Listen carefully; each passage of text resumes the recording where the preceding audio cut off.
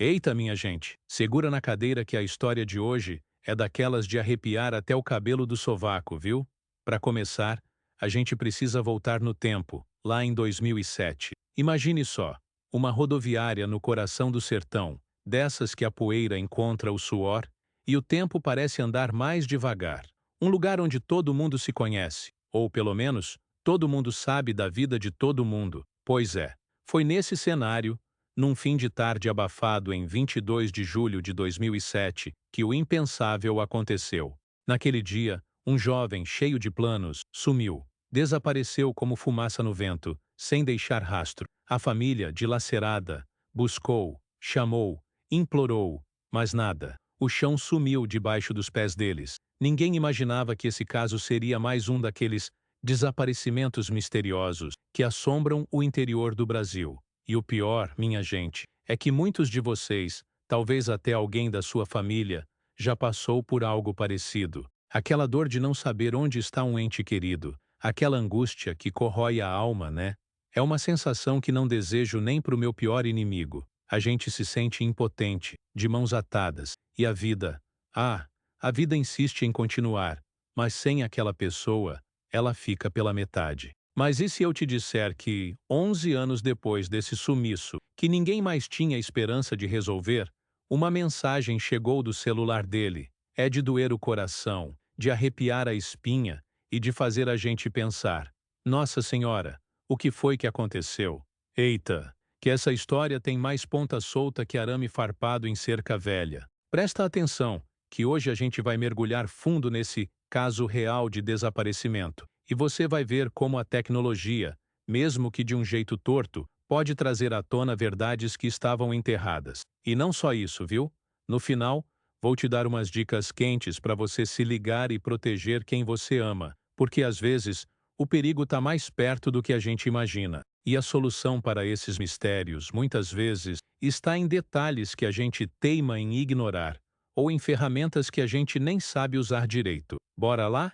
A família estava em frangalhos, como eu disse. Imagine a mãe, o pai, os irmãos, todo dia olhando para a porta, esperando a volta que nunca vinha. O tempo passou, e a poeira do sertão cobriu não só as estradas, mas também as esperanças. O nome dele, que no início era falado em cada esquina, aos poucos foi virando um sussurro, uma memória dolorosa que ninguém queria tocar. Mas claro, a ausência dele era um buraco no peito de todo mundo. Era um sumiço sem explicação. Um daqueles que viram lenda urbana nas pequenas cidades. Uns diziam que ele tinha fugido para a cidade grande. Outros, que tinha se envolvido com gente errada. E tinha sempre aqueles que juravam que ele foi levado por alguma alma penada. Afinal, o sertão é cheio dessas histórias. Mas a verdade é que ninguém sabia de nada. A polícia, coitada, fez o que pôde na época, mas sem pistas, sem testemunhas concretas. A investigação desaparecimento ficava empacada. Era como procurar agulha no palheiro, só que o palheiro era o mundo e a agulha invisível. A vida segue, mas a dor de ter uma das pessoas desaparecidas na família nunca cicatriza por completo. É uma ferida aberta que sangra a cada feriado, a cada aniversário, a cada momento em que a família se reúne e sente aquela cadeira vazia. 11 anos, minha gente, é quase que a vida inteira de um menino, e a cada ano que passava, a certeza de que ele jamais seria encontrado ganhava força, se transformando em um nó na garganta de todos. Mas a gente sabe que o destino às vezes gosta de pregar peças, né? De virar a mesa quando a gente menos espera. E foi exatamente isso que aconteceu nessa história, mostrando que a esperança, por mais fraca que seja, nunca morre completamente. E esse é o tipo de reviravolta que faz a gente questionar tudo o que sabia sobre casos não resolvidos. Pois bem, a poeira dos anos baixou, o luto virou uma cicatriz profunda, mas a família tentava seguir em frente, como pode. A mãe, a coitada, nunca se recuperou de verdade, aquele olhar distante de quem espera um milagre. E aí, de repente, 11 anos depois daquele fatídico dia de 2007, quando o sertão engoliu o jovem, o impensável aconteceu. No meio de um dia comum, um celular, um aparelho antigo, daqueles que a gente nem via mais por aí, vibrou na mão de um familiar. Eita! A tela se acendeu e ali estava. Uma mensagem, Uma mensagem vinda de um número que todos conheciam, que todos tinham na memória, mas que estava inativo há mais de uma década. O número do jovem desaparecido. Dá para acreditar? Nossa Senhora! Imagina o choque. O coração parou. A respiração faltou. Era como se o passado tivesse voltado para assombrar, ou para dar uma esperança que já tinha sido enterrada há muito tempo. A mensagem era curta, enigmática, mas a simples presença daquele número já era um terremoto na vida de todos. Como? Quem? Por quê? Milhares de perguntas sem resposta, a mente girando em turbilhão. A notícia se espalhou como rastilho de pólvora no vilarejo. Era o assunto da padaria, da feira, do banco da praça. As histórias de desaparecidos daquela região ganhavam um novo capítulo, um toque de sobrenatural, de mistério que desafiava a lógica. Um celular morto por mais de uma década de repente, enviando uma mensagem? Isso não é coisa de todo dia, não. E o que será que essa mensagem dizia? E mais importante, quem a enviou? A mensagem, minha gente, era um sopro, uma faísca num pavio molhado. Quando a família se recuperou do choque inicial, a mensagem foi lida e relida. Era algo simples, quase trivial, mas vindo daquele número, e depois de tanto tempo, era um grito no silêncio. Sem revelar o conteúdo exato para manter o suspense, o que posso dizer é que era uma frase curta, genérica, que parecia ter sido digitada por alguém que não estava familiarizado com o jeito de falar do jovem. Essa era a primeira pulga atrás da orelha. A emoção logo deu lugar à desconfiança. Será que é um trote? Uma brincadeira de mau gosto? Mas quem seria tão cruel? Ou, quem sabe, seria ele mesmo depois de todo esse tempo dando um sinal de vida? Eita, que a mente da gente prega cada peça numa hora dessas. O celular, um aparelho antigo, era daqueles que, mesmo sem bateria por anos, se recarregado, poderia, em tese, voltar a funcionar. Mas e o chip? A linha telefônica estaria ativa depois de tanto tempo? É aí que a tecnologia entra na dança de novo. A família, sem perder tempo, procurou a polícia. A investigação desaparecimento, que estava parada há mais de uma década, ganhou um novo fôlego. Os policiais, que já haviam arquivado o sumiço sem explicação como um caso não resolvido, agora tinham uma pista, por mais estranha que fosse. A primeira coisa foi tentar rastrear o sinal, o local de onde a mensagem foi enviada. Mas o tempo, como sempre, é cruel. 11 anos é muito tempo. As operadoras de telefonia mudam, os sistemas evoluem, e rastrear um sinal de um celular antigo, de um número que provavelmente já tinha sido desativado, e depois reativado para outra pessoa ou mesmo para golpe, era um desafio e tanto. Esse tipo de coisa mostra como a tecnologia pode ser uma bênção e uma maldição, tudo ao mesmo tempo. Mas essa mensagem, por mais misteriosa que fosse, acendeu uma luz. E o que essa luz revelou, hein? Será que a família finalmente teria paz? A polícia, apesar de todas as dificuldades, não desistiu. Era um desses casos reais de desaparecimento que mexem com a comunidade, sabe? A gente sabe que nem sempre a tecnologia é o herói da história. Às vezes, ela só complica.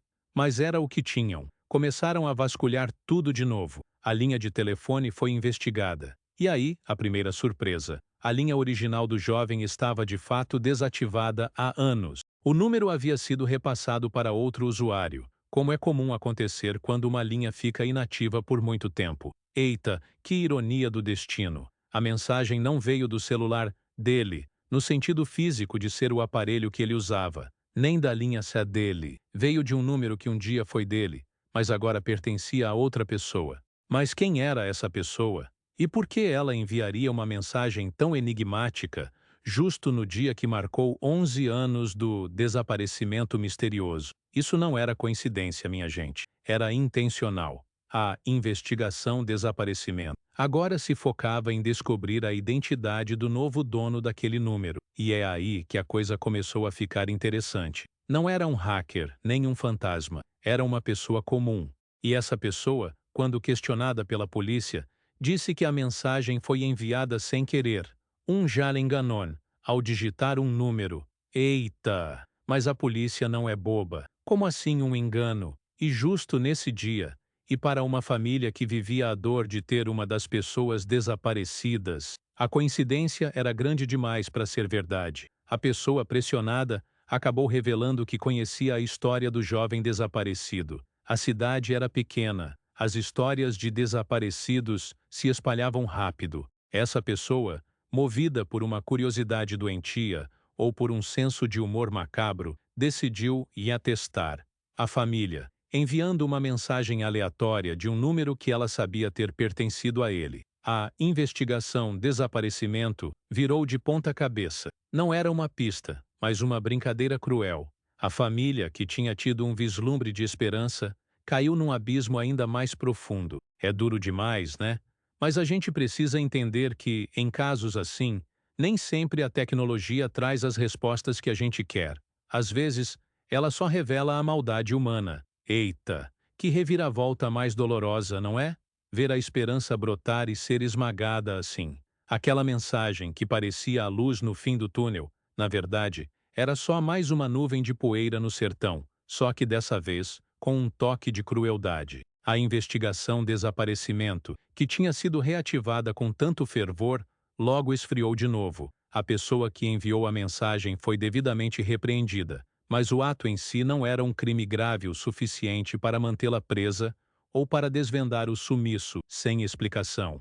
No fim das contas, o mistério do desaparecimento misterioso do jovem permaneceu intacto. 11 anos depois, a família continuava sem resposta. As histórias de desaparecidos muitas vezes terminam assim, sem um final feliz, sem um corpo para velar, sem uma explicação para consolar. O que essa história nos mostra, minha gente, é o impacto profundo que um caso não resolvido tem na vida de uma família e de uma comunidade. Não é só a ausência física, é a ausência de paz, de closure, de um ponto final. É viver num limbo, sempre esperando, sempre imaginando o que poderia ter acontecido. E essa brincadeira de mau gosto, feita por alguém que, talvez nem sequer mediu as consequências, só ampliou a dor. Revelou que, mesmo com a tecnologia avançada, a crueldade humana ainda é uma força poderosa. Mas também nos lembra que, muitas vezes, as pistas estão nos detalhes mais simples, nas conversas de comadre,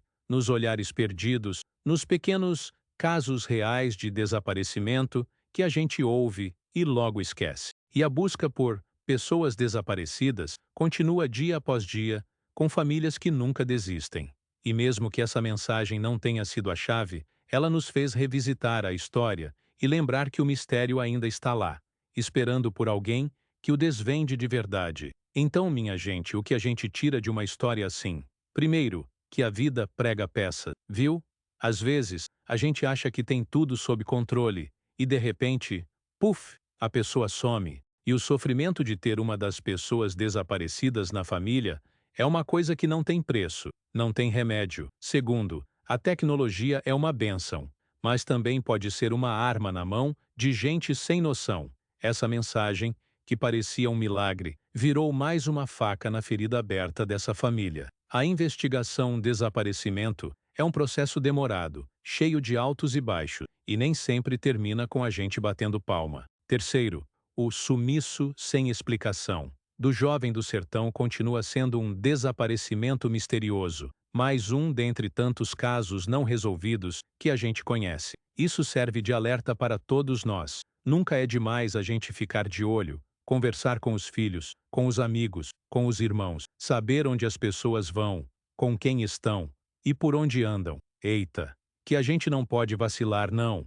O mundo é cheio de gente boa, mas também tem muito lobo em pele de cordeiro por aí. Cuidado com estranhos, com promessas fáceis, com tudo aquilo que parece bom demais para ser verdade. Converse com seus parentes, explique os perigos de se aventurar sem aviso, de aceitar carona de desconhecidos, de embarcar em histórias de desaparecidos, que a gente pensa que só acontece na televisão. A atenção e o cuidado podem salvar vidas, podem evitar mais um caso real de desaparecimento. É nossa responsabilidade cuidar um do outro, principalmente daqueles que a gente ama. Não subestime a dor de quem espera por uma resposta, por um sinal, por um "e estou bem". É uma agonia sem fim. E essa história do sertão, por mais que não tenha dado a resposta que a gente queria, serve para nos lembrar que alguns mistérios permanecem, mas a esperança e a busca nunca deveriam. Agora que você aprendeu isso, Assista ao próximo vídeo, onde eu explico como o uso inteligente das redes sociais pode ser a última esperança para encontrar pessoas desaparecidas, em casos que a polícia já deu como perdidos. Fique ligado, porque a gente não desiste nunca.